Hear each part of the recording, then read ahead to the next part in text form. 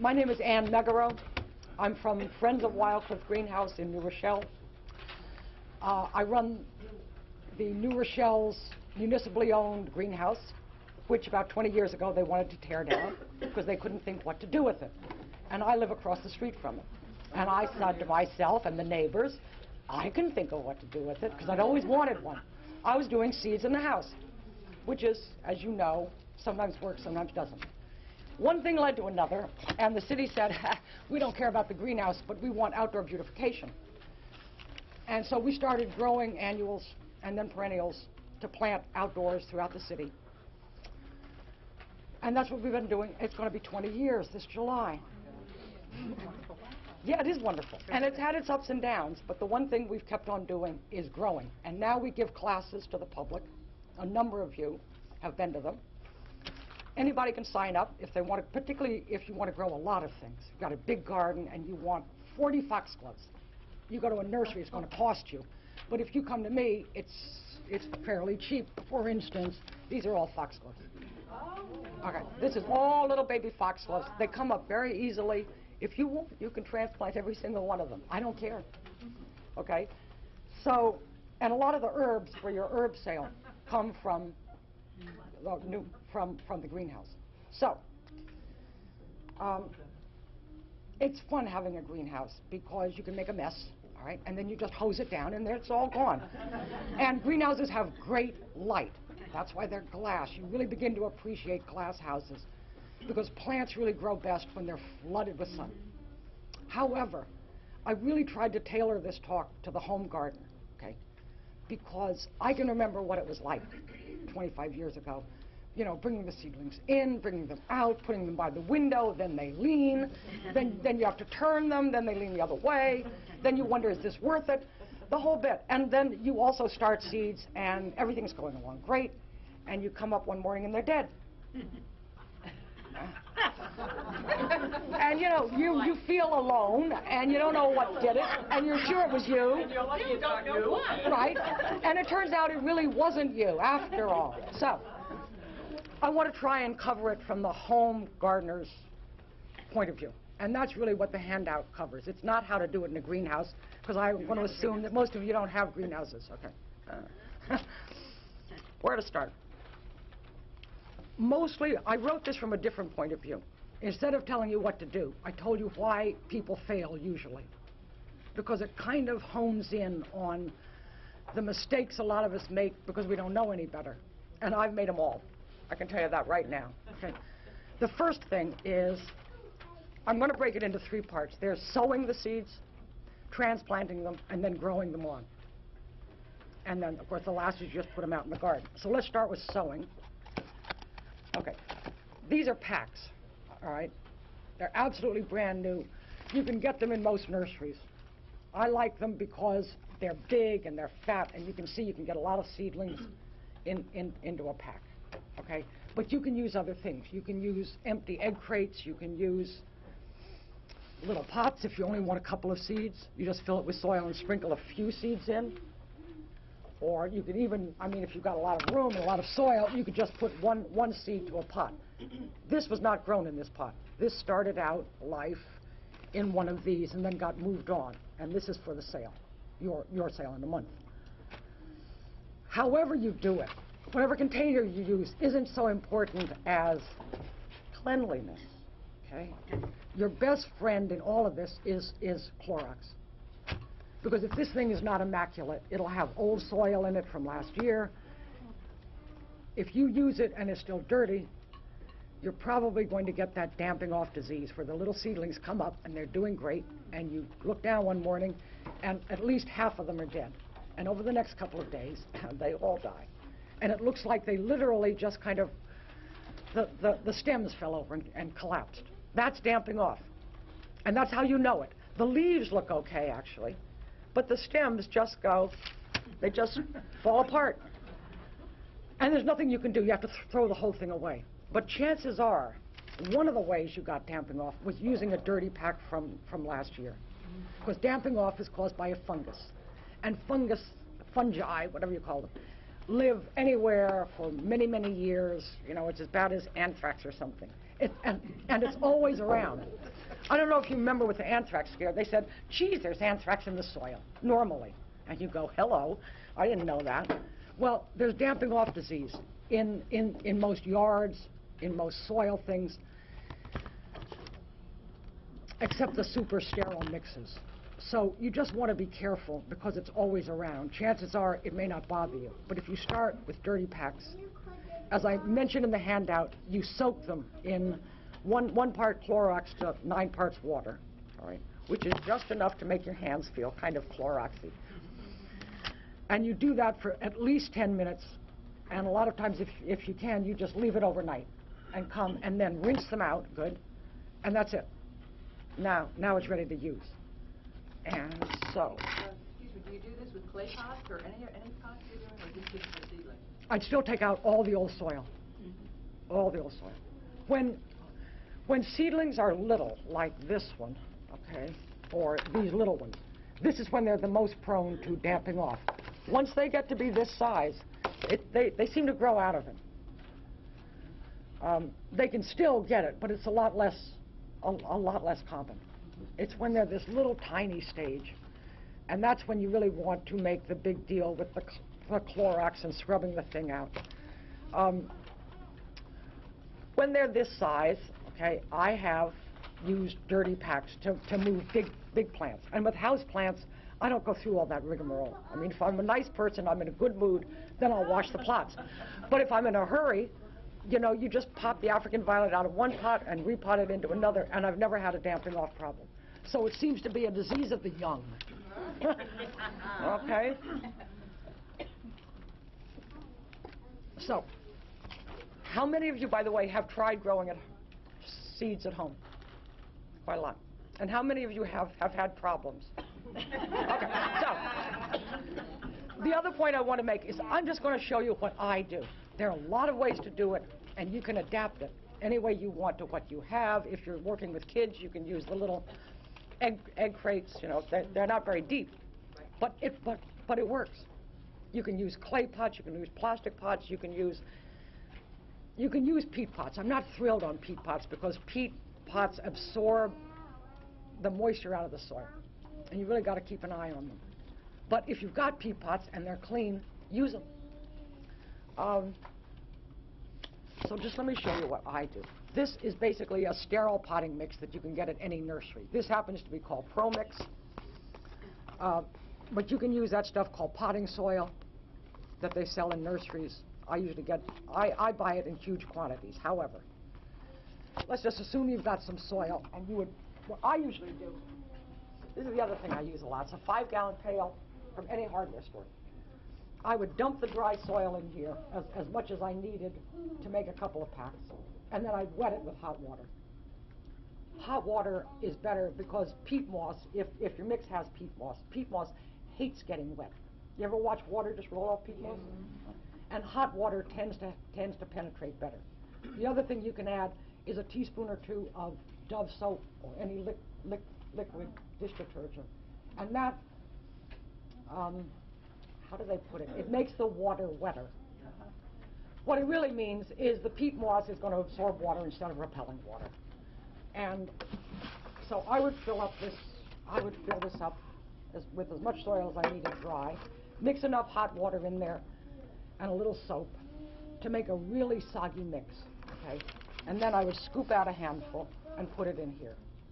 When you're sowing seeds, you want the soil really wet. I'm going to pass this around. This is even a little dry. I think it's a little dry. Let's see what we got. And when I'm sowing, like something like this, okay, where I know that I'm just going to do a lot of seeds and then I'm going to take them out and move them, okay, I don't use all that much soil because it's only going to be in here a couple of weeks.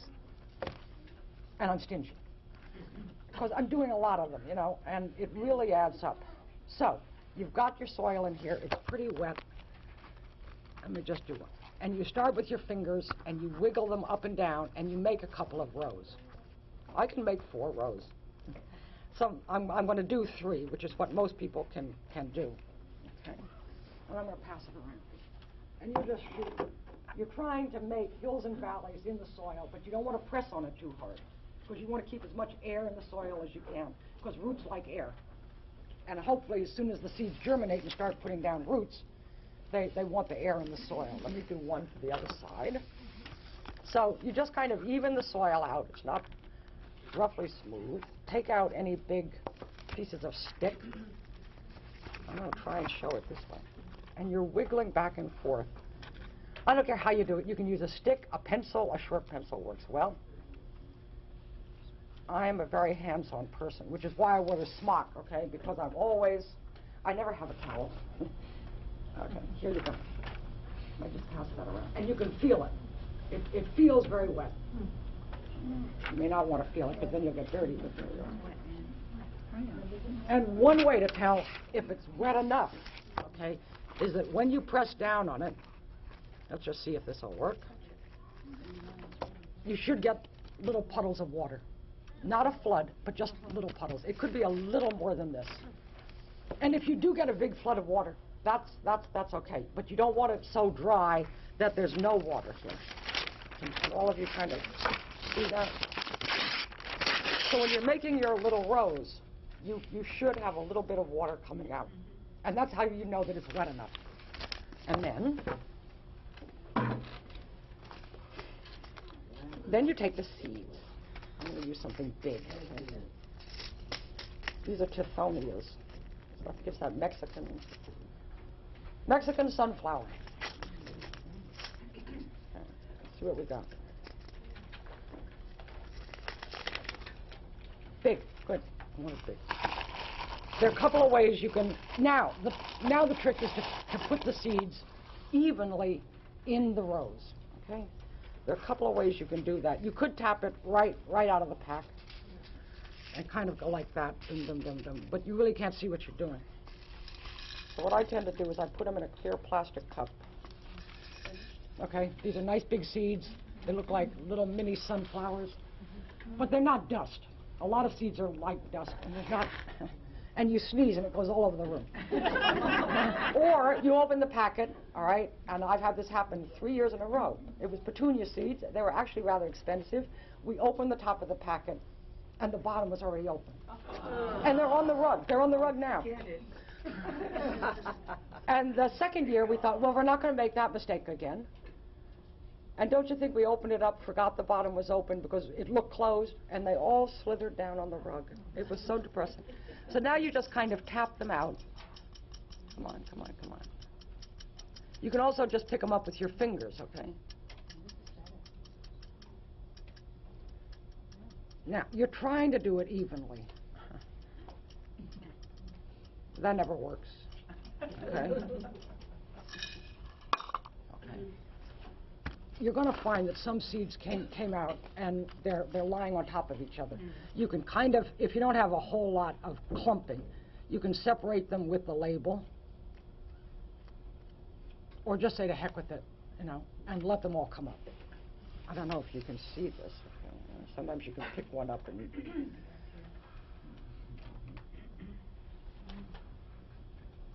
where's our pack? I'll do this one too. Do you want this pair? Well, you can if you want. You know what? I'm going to leave this up here, and you can come and look at it later. But usually, it doesn't make a big difference. They just will come up more thickly, and what that means is you'll have to separate them earlier. But you try for evenness, and you can get about 45 to 50 seeds in this one pack, what I just did. So the other thing I better start to mention now is a lot of people say, I've got a packet of basil and a packet of lupins. Can I put one row of one and one row of the other? And the answer is no. You can do it because they're going to come up at different times. And as we'll get to later, some seeds want to be cold to germinate. Other seeds want to be warm. Some seeds want dark. Some seeds want light. And if you did two of the wrong things, you're only going to ever get half of what you sowed. The only time that you can really put two in and put in two little labels, kind of like this, is when you have two kinds of tomatoes, two kinds of zinnias, two kinds of the same thing. Then you could make two rows and label them and go on your merry way. Okay, so the seeds are in. Another reason a lot of people fail is they would say, let's cover it. I wouldn't cover the seeds.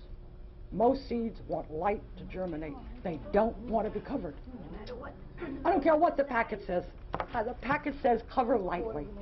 What they really mean is don't really cover much at all. Or they mean so lightly that the seedling can still see the sun, even though you can't see the seedling anymore. I don't bother. There are very, very few things that I really cover. But everything from zinnias, tomatoes, that's the easy stuff, to alyssum, to tithonia, I'm going to leave it just like this.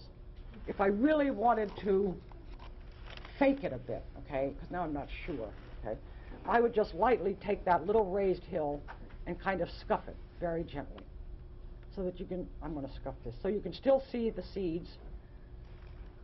And if they're on the deck, the wind is not going to come and blow the seeds Oh, out. we're going to get to the deck in a minute. Going to get to the deck in a minute. I'm just going to take you step by step. All right, so now they're covered or not covered, really. You would write with a pencil, preferably, because pen tends to run. You would write the name of the seed and slap it right in the middle, okay? Right in the middle. And then, I hate these things. You ever try and get one bag?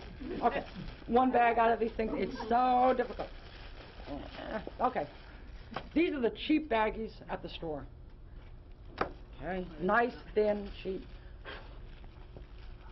You're going to make a little greenhouse. Now, okay, the label's in the middle, label's holding the bag up, and you could use a twist them, or you could just fold it right under, and it's ready to go. Now, when you have a lot of them, you can get 2 of these in one baggie, which makes you feel very efficient, okay? And then you might just put a light piece of Scotch tape here just to hold the bag more or less closed. And when I've got a whole rows of them, you just kind of put one next to the other, bag after bag, and this pack seals that pack. And you're off. Now, the deck. I wouldn't put them outdoors. Seeds hate being cold before they've come up. So, what I usually do, most seeds want to be about 70. 70's ideal. So, this is a cheap little thermometer that I bought at the hardware store years ago. Okay, I think it was $1.99. And we're going to make up what I make up, or you would make up if you were home, is what I call a dummy pack. Same soil, just as wet, and you stick the thermometer with the red side going in the soil. Okay, really, and you put it in a bag, and you wander with it around the house, okay, trying to find a place that's 70. I'm not making this up, it's true. And you would do this way before you were started to sew, because you really ought to know this, you know. The top of the refrigerator is not bad. A certain amount of heat comes up from the refrigerator. If you have a gas stove that has a pilot light, they're wonderful, because the pilot light is is right around 80. It's very good for making bread rads.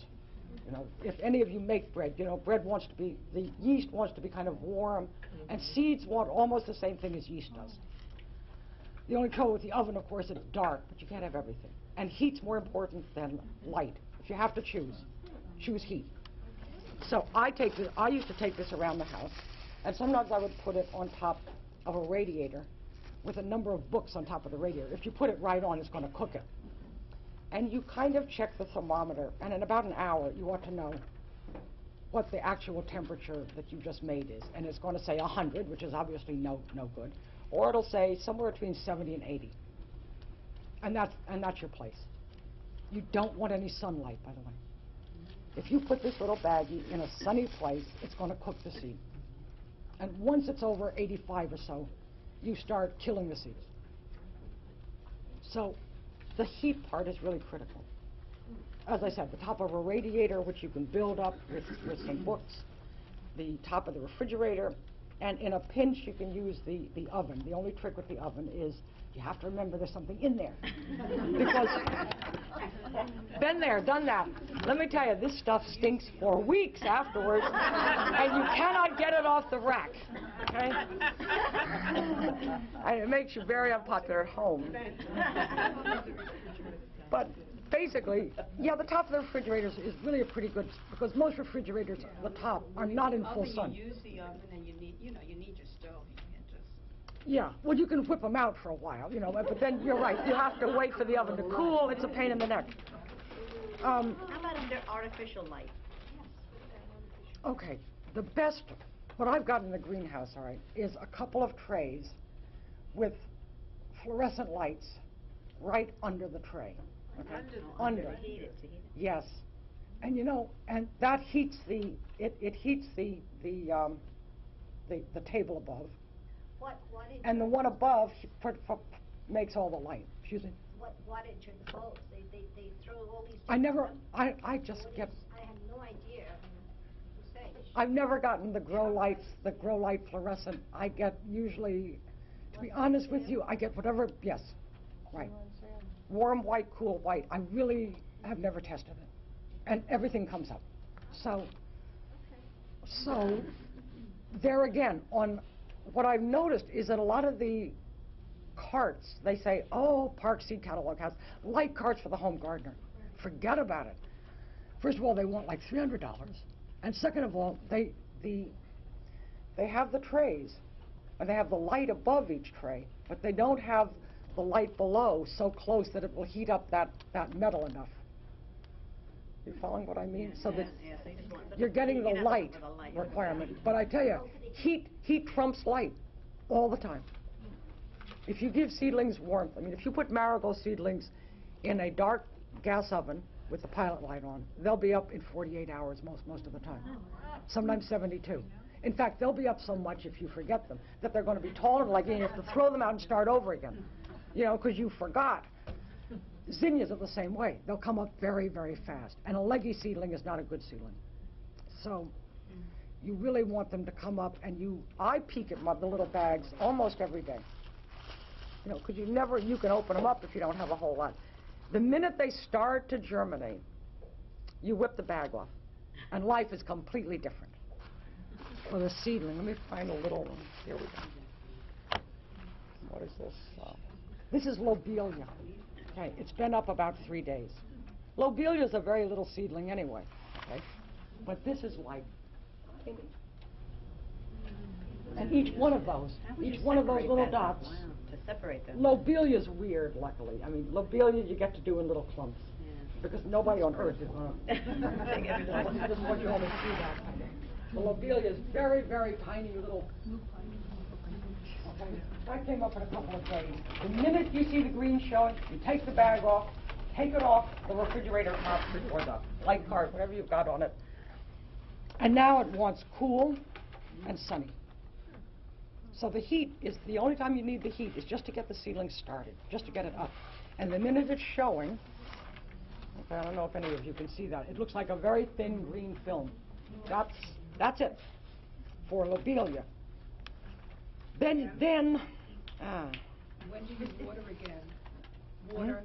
Okay, you don't need to water as long as it's in the bag. This holds the moisture in, and that's why you started out with really wet soil. But the minute you take the bag off, yes, you're right. I don't think I brought one. No, it doesn't matter. Let me think about this. Now, from the bottom then, right? Yes, I would water from the bottom. You know what I use is a turkey roasting pan, those plastic things that you get at the grocery store. You can fill that with water, and you can get 5 or 6 of these in there at a time. And you fill it with water and water it from below. Because this is rather difficult to water. What about mixing? I don't bother. One thing, sometimes when I'm sowing seeds, okay, and the seeds are in there, I forgot about that. This is the Tithonia. What you can do is spritz them with water. You know, this is a spray bottle that you do ironing with. And I think it kind of wakes the seed up, it wets it, it kind of very gently presses it down in the soil, and then you would put it in the baggie. But if you don't do that, that's okay too. But once they're up and once they're out of the bag, now, I tell you what I did when I was home. I carried them in and out of doors every single morning. It may be 45 out. It doesn't matter. The seedling can take quite a bit of cold, but it wants a lot of light. And as you know, if you put it by a window, it starts stretching and turning and getting a long stem. It's better to put them out of doors. I used to go off to work at 7 in the morning. I'd get up early, race all the seedlings out onto a patio table, come home at 7 at night, bring them all in, because I didn't want them, because it would go down below freezing. It was a real pain in the neck.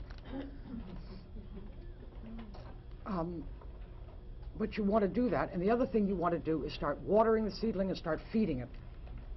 Any food is okay, preferably balanced, like 10-10-10, something like that. The houseplant food is good. It's liquid. You can mix it in the water in the turkey pan, and then just put this in, and the fertilizer will percolate up along with the water. That's not full strength or just what it says on the label for seedlings? You could try half strength, you know, when it's first out of the bag, and then start to make it full strength. I think I use, I'm using that blue Peters fertilizer. Yeah, I think I use a half a teaspoon to a gallon, but you can use a whole teaspoon to a gallon. And what you're doing now is, let's see, you're waiting actually until the seed makes its first set of true leaves. True leaves, let's see what we're talking about here. This is basil, okay, that Sandra sowed, what, two weeks ago. It's now up. No, What? Can you turn it so we can see yeah. it, please? Thank you. Okay. There you go. You can see they came up very nicely. This is regular Italian basil. I'm going to pass this around because this is kind of important. These big leaves that you see are not really leaves at all. These are the seedlings that the seed was born with. All seeds have something called fake leaves. And they're always talking in the catalogs about true leaves. And you think, what the heck are they talking about? You know, that's a true leaf. It's edible. It's green. This is the one it was born with. And most seedlings, when they first open these things called cotyledons, which are fake leaves. They usually look a lot alike. And then after about a week, it's a second set of leaves, which you can just see starting on the basil, starts to come up. And that's going to look like a basil plant. Most of these cotyledon leaves, they are kind of generic leaves. They could belong to anybody. No, they couldn't belong to an oak, but close enough, you know. And it's just starting to make real leaves. You'll see two tiny little leaves starting right in the center. You can just pass that around. Okay? Here's a pack of lupins. See these big fat leaves? That's the cotyledon leaves. And they don't really look like, and you go, those don't look like lupins. What have I done? Okay? And there's the real lupin leaf coming up. And I'll pass that one around. And they're charming. But it means, of course, that when your seedlings first come up, they're not going to look like what you thought they'd look like, because they're not going to look like foxglove or lobelia or basil until they make that first set of true leaves. And that's when you want to transplant and separate them. So, I brought some. It's in there. It's in there. Let me think what I brought. I brought some blue salvia, annual, nice blue stems. It kind of looks like lavender, but it's not hardy. Okay, and I brought some that's way overgrown. I'm probably ready to throw it out. A couple of reasons. First of all, we've taken all we needed. This was started a while ago, but it's overgrown, meaning it's so crowded now, and the seedlings have grown into each other so much that even if I carefully separated them, they've been crowding each other, they've been starving each other, even though they've been fed, and you're going to have trouble getting a decent seedling because this is way overgrown. I would just chuck it. However, okay, here's the same thing, okay, but at a much earlier stage. So you should separate them at an earlier Yes, stage? you should separate them at this stage and not that stage. I see. How does one separate? I mean, you must have to... Oh, I'm going to show you. That's the fun of me. I'll show you absolutely everything. No, actually, And it's when the true leaves start to come out, then you... yes, as soon as you see the true leaves. If it's still a very small seedling, Small. The true leaves. if they're small but they're far apart and they're not overcrowded, then you can wait until the true leaves really come out. But on some of these things, like this is the foxglove, okay? I've waited and waited and waited, all right? Finally, the true leaves have come up, and I'm probably going to separate them over the weekend because they're a little crowded. And when a seedling is crowded, it means, I forget. I'm playing to the audience, not that. When the seedling is overcrowded, if you left them in here and you never did anything, if I took this and I left them alone, you would end up with 3 big plants. I mean, it's real Darwin survival of the fittest. 3 of them would elbow the other guy down, shade them, take all their food, all their water, and you'd end up with 3 big plants, which is not... Why chuck it then? What? Why chuck it?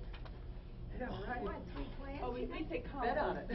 Yes, I'm sorry, I didn't mean throw it away, but I compost all this stuff. And sometimes the compost is very interesting because stuff comes up. I have no idea what I put in there.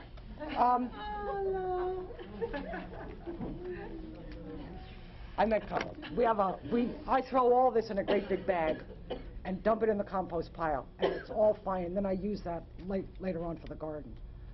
But I don't think I would use something that's so overgrown when I could use something that's just right. Does that make sense? The extra work involved. Well, the other thing you learn when you run a greenhouse, okay, is that every seed is not sacred. I hate to say this, but it's true. So You many, know, right? yeah, there's so many that you become, I don't want to say cynical, but very selective, yes. And the treasurer of the greenhouse, okay, who has never reached that stage, goes through our garbage. Oh, this is wonderful. Oh, you're not throwing that out. Oh, I could nurse that back. But you know something, when you've got a lot of plants and you don't have a lot of time to nurse them along, so I hate to say it, but you take the best seedlings and you compost the rest. I can see you be going right through the garbage. Right? I can see it. And you're welcome to it. You're welcome to it because it's, and I used to do that too. I used to nurse seedlings along and everybody would tease me about it. But when you're doing hundreds and hundreds and hundreds. You learn as you go along. Yes. Is your What do you address kind of on do? this slip? Yes, it is. And it's in a public park, so you can do whatever you want. They don't stop you from doing almost anything. All right, so now the seedlings have made the true leaf, and we're going to separate. Remember how we made the hills and the valleys? And you sowed in the little valleys, which is basically in rows. The other reason you sowed in rows is that damping off, that disease, is a kind of, it has a trick to it, which is that if it occurs, it will often occur in one row and go all the way down a row before it goes back the next row. And if you just sprinkle the seeds all over the top and you got damping off, you might have little dead patches all over the pack, and you wouldn't be able to pick out all the good ones and throw out the bad ones. But here, if you had to, you could throw out one whole row and hopefully save the other. Your expression, what's your name? Her expression is so skeptical. Anyway, you sowed in rows, and now that they're up and they're big, you can take your label and you want to cut down right through a row, all the way. Let me just do it, okay? That's the high mound. Yes, right, you're chopping through the high, and what you're really doing is severing one section from all the other sections and separating the roots, okay? And then you just take your finger, if you can, and you just scoop out a section, okay? And let me make a little room here. Okay. This is where you wear the old clothes, right? And then you just kind of delicately separate them, okay? Kind of ruffle the soil. That's the tough part. They're so tiny. It's the tough part, yeah. They are tiny. There's a seedling. It's an absolutely beautiful little seedling. I don't know if you can see it. It's got 2 leaves, got the start of the true leaves, and it's got a nice root system. It helps to only pick up the seedling by its leaves because the stem is very delicate, and if you damage the stem, chances are it's going to die. Okay, and then you can separate a couple, right? Sometimes they don't want to separate. Come here.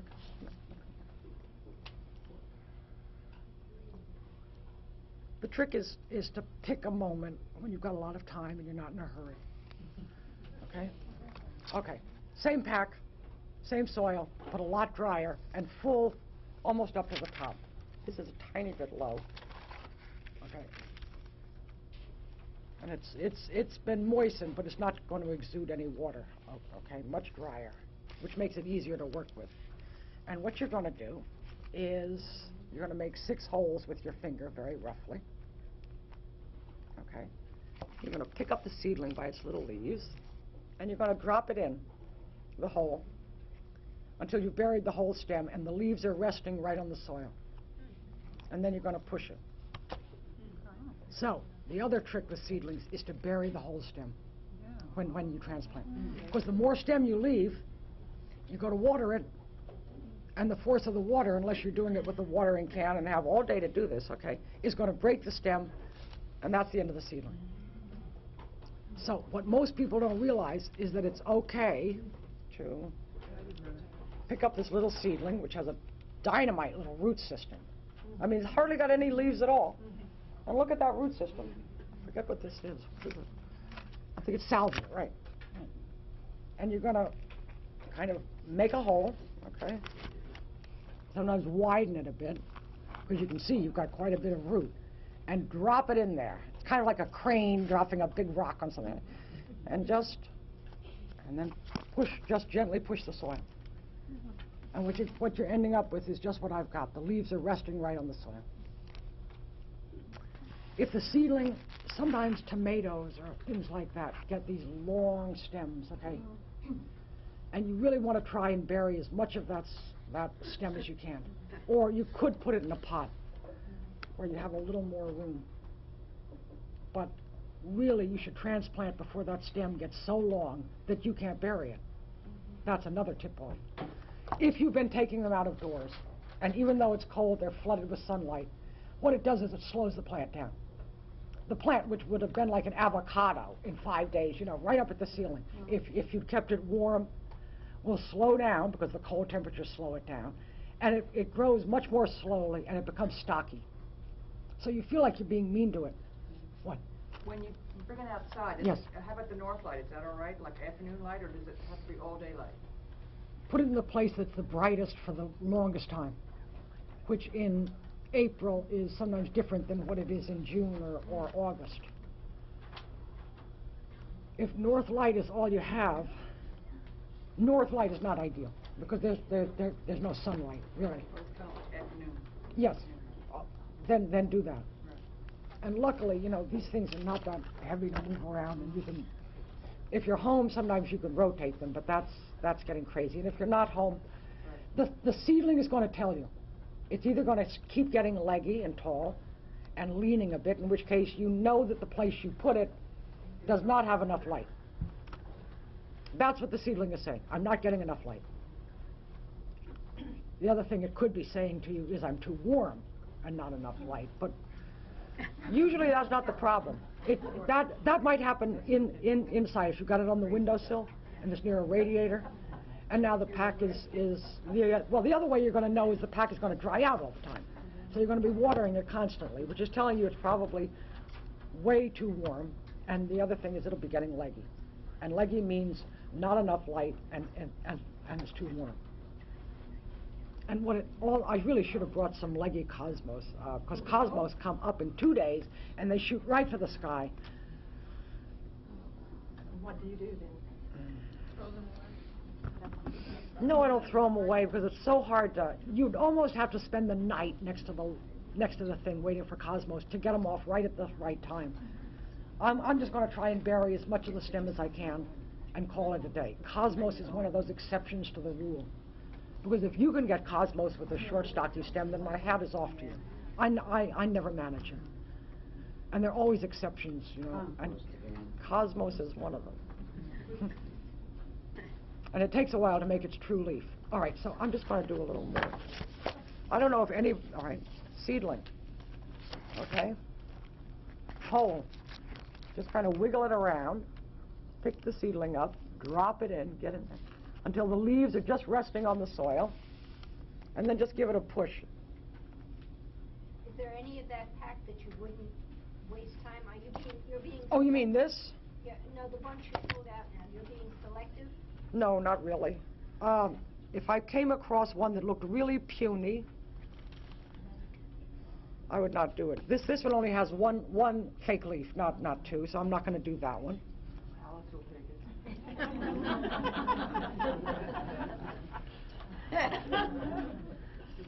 I'm just going to finish this up, okay? Here's another seedling. There's the hole. Drop it in.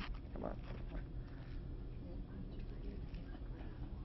Sometimes you have to gently guide that root in and push it together.